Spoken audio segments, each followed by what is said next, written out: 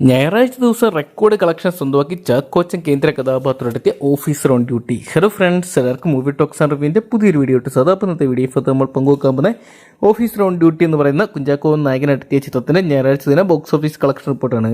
Video ആദ്യമായിട്ട് കാണുന്ന സുഹൃത്തുക്കളാണ്. പുതിയ സിനിമാ വിശേഷങ്ങൾക്കായിട്ട് ഇപ്പോൾ തന്നെ ചാനൽ സബ്സ്ക്രൈബ് ചെയ്ത് നോക്കുക.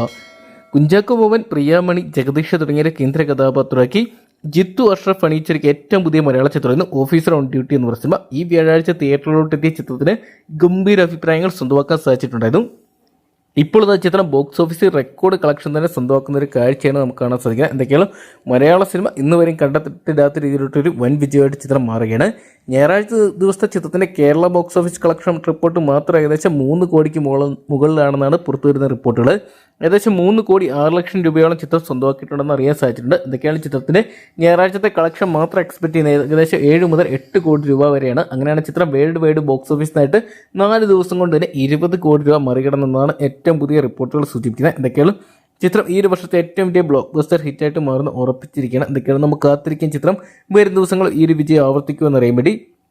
അപ്പോൾ ചാക്കോച്ചൻ കേന്ദ്ര കഥാപാത്രത്തെത്തിയ ഓഫീസർ ഓൺ ഡ്യൂട്ടി എന്ന് പറയുന്ന സിനിമ നിങ്ങൾ ഇതിനോടൊപ്പം തന്നെ കണ്ടിട്ടുണ്ടെങ്കിൽ സിനിമയെക്കുറിച്ചുള്ള നിങ്ങളുടെ വലിയ അഭിപ്രായം കമൻറ്റ് ബോക്സിൽ പങ്കുവെക്കുക. വീഡിയോ ഇഷ്ടപ്പെട്ടെങ്കിൽ ലൈക്ക് ചെയ്യാനും ഷെയർ ചെയ്യാനും ചാനൽ സബ്സ്ക്രൈബ് ചെയ്യാനും മറക്കണ്ട.